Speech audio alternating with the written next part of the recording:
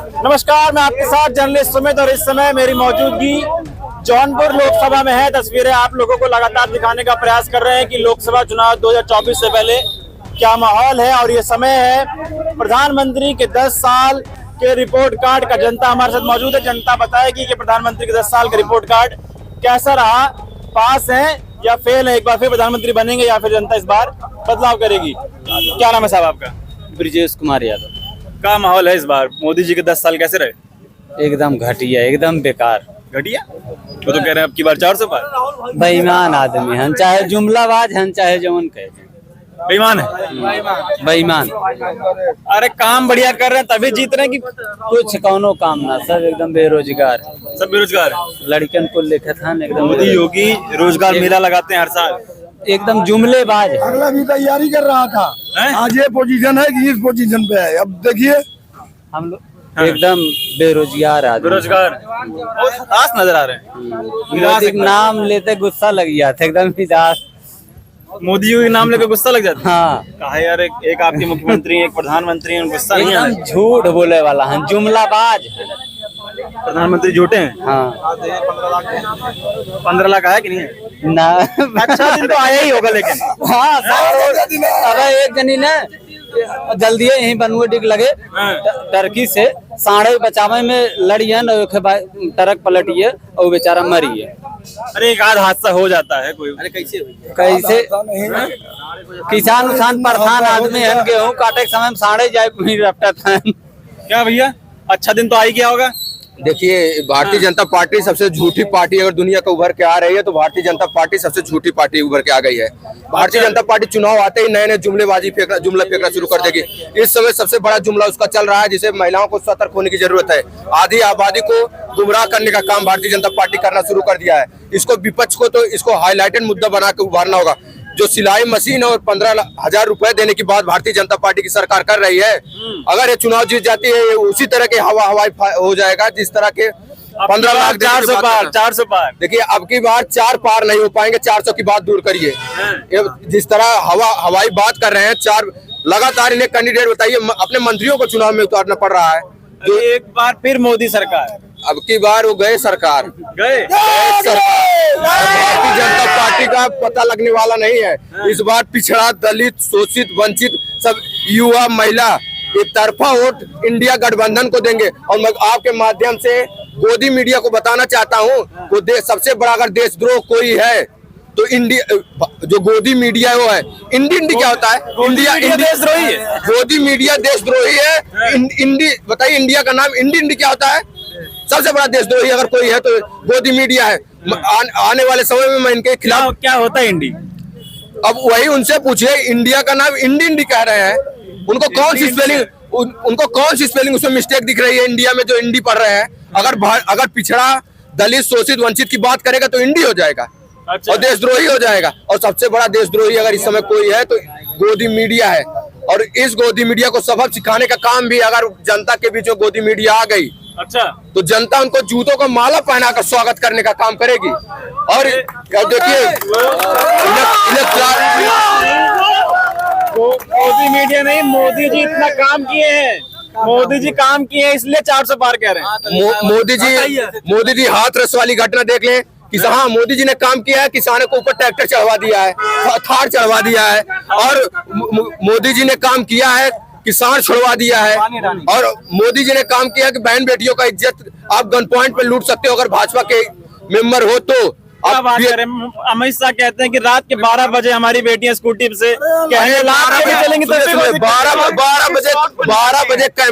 बजे दिन के में कैंपस में गन पॉइंट पे बीएचयू में बीजेपी आईटी सेल का लौंडा लड़की के गन पॉइंट रखते पे उसको नंगवस्त करता है। अच्छा। और नंगवस्त करने के बाद इज्जत लूटने का काम करता है। और उनका रिपोर्ट नहीं लिखा जाता। जब आप जैसे यूट्यूबर चलाते हैं, आप जैसे न्यूज वाले चलाते हैं, ईमानदार पत्रकार जो हैं, तब भारतीय जनता पार्टी के उस गुर्गे के खिलाफ FIR लिखी जाती है। अब मैं आपके द्वारा माध्यम आपसे पूछना चाहता हूँ, उसके घर बुलडोजर क्यों नहीं चला, उसे फांसी क्यों नहीं दी गई है? वो क्या कार्रवाई हो रही है? जेल में है अभी। अरे जेल में नहीं, बुलडोजर चला, बुलडोजर चलाना, उसके यहाँ बुलडोजर चलना चाहिए था। अगर भारतीय जनता पार्टी की सरकार जाती है, जो बहन बेटियों के साथ अत्याचार किए हैं और जो बचे हैं भारतीय जनता पार्टी गुर्गे, उनके यहाँ इंडिया गठबंधन और पीडीए के लोग ही बुलडोजर चलवाने का काम करेंगे अगर पीडीए की सरकार बनती है तो 2024 में। आप भैया क्या है माहौल, क्या माहौल लग रहा है? किसका माहौल, किसका माहौल? शिव भाई लड़के तैयार किए ही, अब तक अगर सीटम के होते ना आज लड़के कुल बाबू रणजीत होते हैं। अरे मोदी जी कह रहे हैं, अब जय अखिलेश कह रहे हैं, मोदी जी कह रहे हैं अखिलेश यादव कैंडिडेट नहीं मिल रहा। अरे ढंगा हो भैया, एक रुपये नहीं कमरा, हम लोग फेरी वाले हैं। हमारा घर इटावा है, इटावा घर है। हाँ इटावा घर है, हम लोग फेरी करते, 1 रुपये नहीं कमरा। कैसे बीजेपी सरकार है? काम कह रहे हैं कि आमदनी दोगुनी हो गई, आमदनी दोगुनी हो गई। नहीं हुई। अखिलेश भैया आएंगे तो हमारा सब कुछ हो जाएगा। अखिलेश भैया आएंगे तभी होगा। अखिलेश आप लोग कर रहे हैं, वो लोग अभी केशव प्रसाद मौर्य कह रहे थे कि जिस गाड़ी में सपा का झंडा उसमें बैठे थे। केशव प्रसाद मौर्य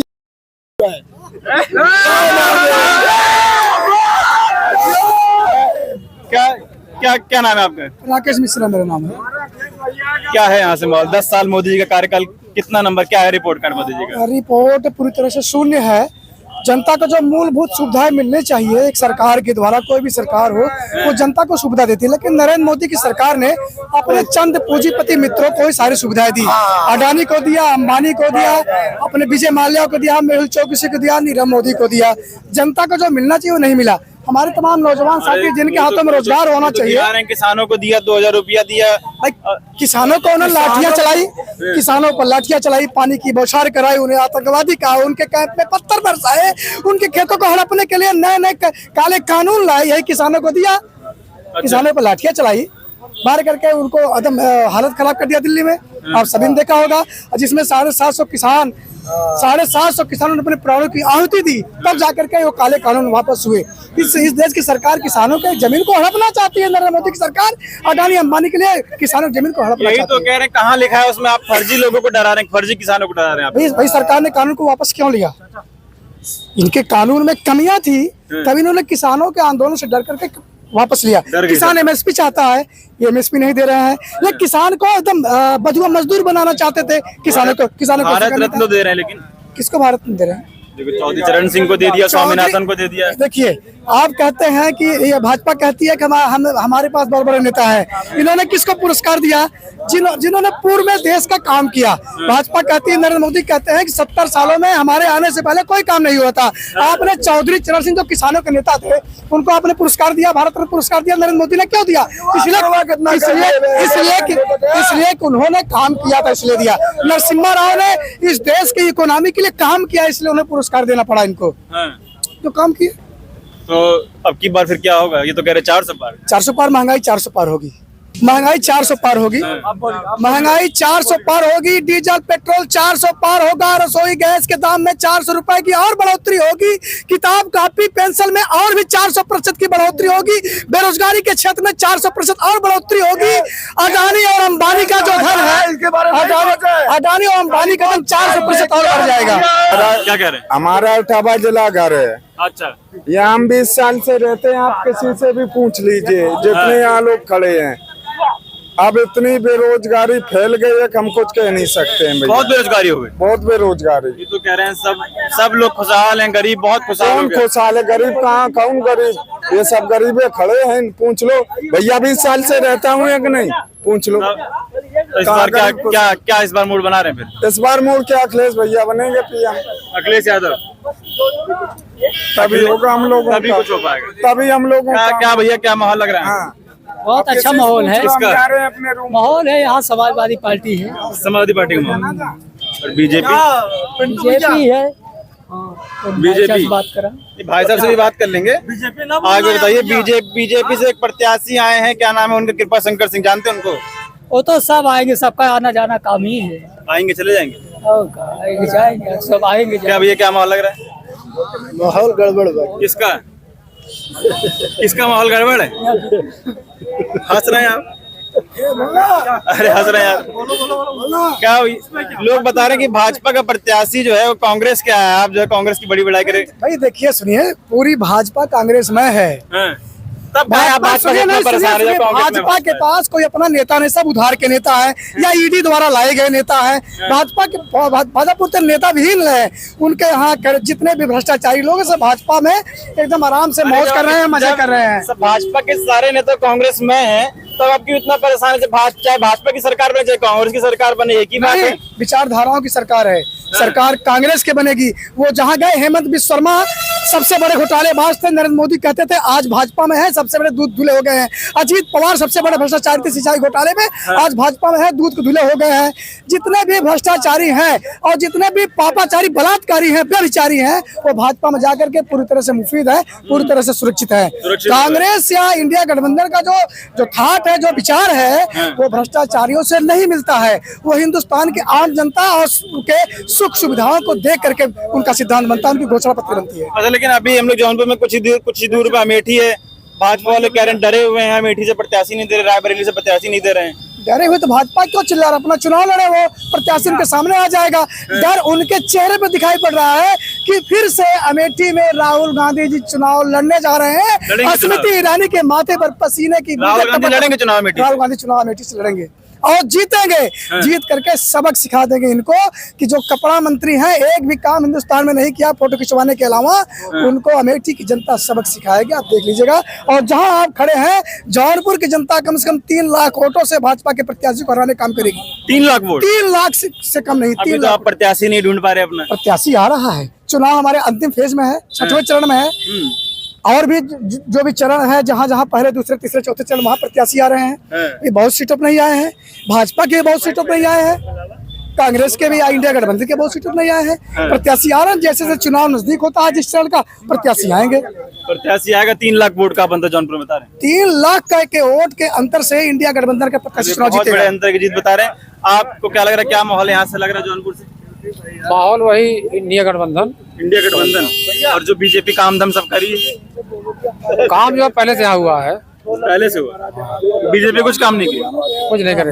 राशन मिल रहा है भाई, राशन तो मिल रहा है, कम से कम राशन मिल रहा है। किसानों को 2-2 हजार रुपया मिल रहा है। पेपर लीक हो जा रहा है, बच्चे परेशान है। तो कार्रवाई भी तो हो रही है। कार्रवाई हो रही है, लेकिन जितने लड़के परिश्रम किए हैं, उसका जो उनका पानी फिर गया। क्या परिश्रम पे पानी फिर गया। अरे 6 महीने बाद फिर परीक्षा ले लेंगे बोले तो है। अरे ये पैसा लगता है ना, फिर दौड़ धूप तैयारी फिर करना। अरे बिंदास बोल ही रहे हैं, बिंदास जनता एक बार बताइए, क्या समस्या आप लोगों को मोदी जी से है? मोदी जी से क्या समस्या? मोदी जी जो है समस्या नहीं है, लेकिन सरकार उनसे जो है, कार्य प्रणाली जो है वो ठीक नहीं चल रहा है। अच्छा काम नहीं कर रहे हैं। आप कह रहे हैं अच्छा काम नहीं कर रहे हो, कह रहे हैं विश्व गुरु बना दिया, विदेश तक डंका बज रहा है। मंदिर वही बना है, वही घंटा बजा है। मोदी जी रोजगार दिए कि नहीं? आप बताइए कि जो मोदी जी रोजगार दिए हैं, उसको छोड़िए, किधर दिए हैं? आपको मिला? किधर मिला यार मेरे भाई? नहीं मिला। किधर मिला? आप बताइए किधर मिला? अरे लखनऊ, दिल्ली में हर जगह रोजगार मेला लगा है। जौनपुर का छोड़िए, आप जौनपुर की बात करिए ना। हम लोग जौनपुर से आप बताइए, किसका माहौल है जौनपुर? क्षेत्र से हम यार भैया। किसका माहौल? किसका? समाजवादी पार्टी का यार भैया। समाजवादी पार्टी का माहौल? ओके मेरे भैया, समाजवादी पार्टी। समाजवादी पार्टी का। और भाजपा किसको? जौनपुर। भाजपा वाले कह रहे हैं अब की बार 80 में 80 जीतेंगे यूपी में। नहीं जीत पाएंगे यार, नहीं जीत पाएंगे। हमारा चैलेंज है, नहीं जीत पाएंगे। नहीं क्या भैया, क्या माहौल लगा? बीजेपी का कोई माहौल नहीं है, कोई माहौल नहीं। यहाँ इंडिया सरकार बनेगी। चलिए इस समय हाँ क्या भैया क्या कह रहे हैं? अपने उत्तर प्रदेश में जब अखिलेश यादव जी थे तो सबको कॉलोनी, टीवी, लब स्टाफ सब कुछ दे रहे थे। ये लोग नहीं दे रहे हैं? और योगी मोदी सरकार में कुछ भी सुनवाई नहीं है। गरीब यादव को कोई सुनवाई नहीं हो रहा है। तो अब चुनाव आगे वोट देते हैं कि नहीं? वोट देते हैं। इस बार किसको देंगे? अखिलेश यादव जी देंगे। अखिलेश यादव। हाँ। चलिए जौनपुर में हम लोग मौजूद है। यहाँ से प्रत्याशी का अभी भी जौनपुर की जनता को इंतजार है। समाजवादी पार्टी से भाजपा के प्रत्याशी आ चुके हैं, महाराष्ट्र से लाए गए हैं। काफी ज्यादा नाराजगी उसको लेकर भी है। समाजवादी पार्टी के प्रत्याशी का इंतजार है, लेकिन प्रत्याशी के आने से पहले भी यहाँ का माहौल जो है वो अखिलेश में है, समाजवादी पार्टी के पक्ष में है। आप लोग क्या सोचते हैं? अपनी राय कमेंट बॉक्स में दीजिएगा। फिलहाल ये वीडियो में खत्म कर रहा हूँ। आप लोगों से मुलाकात अगली वीडियो में होगी। जुड़े रहे हमारे साथ, तब तक के लिए नमस्कार।